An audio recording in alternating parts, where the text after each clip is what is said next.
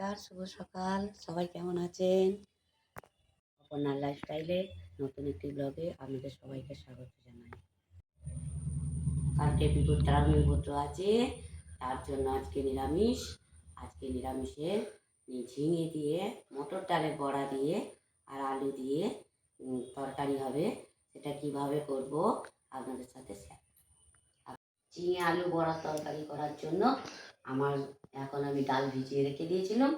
সেই ডাল আমি এখন বেটে নেব। আর ঝিঙেও কোটা হয়ে গেছে, আলুও ডুমো ডুমো করে কোটা হয়ে গেছে।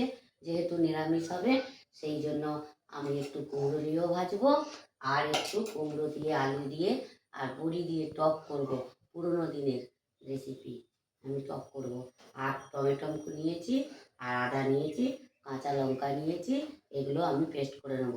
এখন আমি ডালটা বেটে নেব। ডাল বাটা হয়ে গেছে, আর এখানে আমি আদা, লঙ্কা আর টমেটো পেস্ট করে নিয়েছি।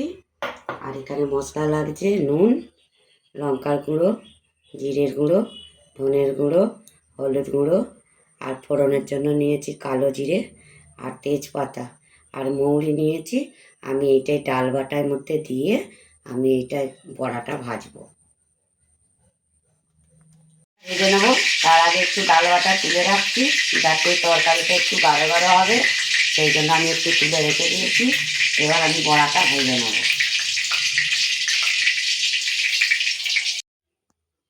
বড়া ভাজা হয়ে গেছে, ওই কড়াতেই আবার একটু সর্ষের তেল দিয়ে দিচ্ছি, দিয়ে এবার ঝিঙেগুলো ভেজে নেব। ঝিঙের সঙ্গে আলুগুলোও দিয়ে দিয়েছি, আলুগুলো দিয়েও ভালো করে একটু নেড়ে ভেজে নিচ্ছি। ভেজে নিয়ে আমি তুলে নেব, দিয়ে আমি মশলাটা কষিয়ে নেব। আলু ভাজা হয়ে গেছে, তুলে নিয়েছি। এবার আবার কড়াই একটু তেল দিয়ে দেবো, তেল দিয়ে আমি মশলাটা কষিয়ে দেবো। আমি তার জন্য তেজপাতা দিয়ে দিচ্ছি, একটু কালো জিরে ফোড়ন দিয়ে দিচ্ছি, দিয়ে এবার টমেটো, আদা আর কাঁচা লঙ্কার পেস্টটা ছিল সেটাও দিয়ে দিচ্ছি।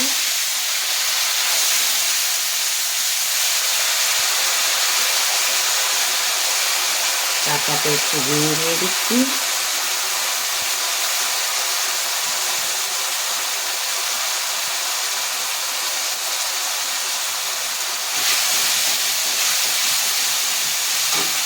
একটু নাড়বো, একটু তেল ছেড়ে আসুক। তারপর আমি দিয়ে দিচ্ছি লঙ্কার গুঁড়ো। যেহেতু কাঁচা লঙ্কা দিয়ে রেখেছি সেহেতু অল্প করে লঙ্কার গুঁড়ো দিয়েছি রঙের জন্য। দিয়ে দিচ্ছি আমি একটু জিরে গুঁড়ো, 1 চামচ করেই রেখেছি এগুলো, আর ধনের গুঁড়ো, আর দিয়ে দেবো হলুদ গুঁড়ো আর পরিমাণ মতো নুন।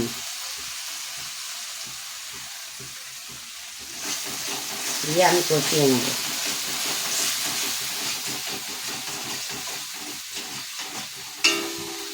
সামান্য করে একটু জল দিয়ে দিলাম, দিয়ে রান্নাটাকে ভালো করে কষিয়ে নিচ্ছি। তেল ছেড়ে আসা পর্যন্ত আমি নেড়ে যাব।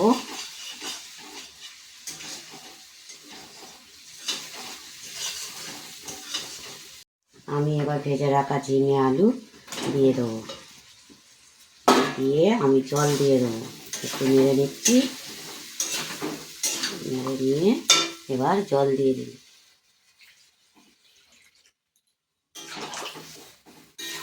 যেহেতু ঝোল ঝোল করাই হবে, আর একটু জল দেব।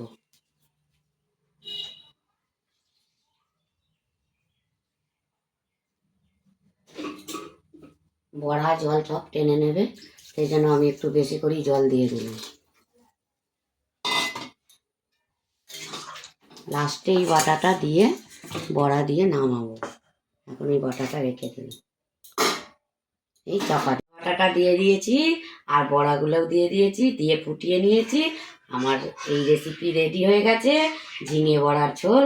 আপনারা দেখুন।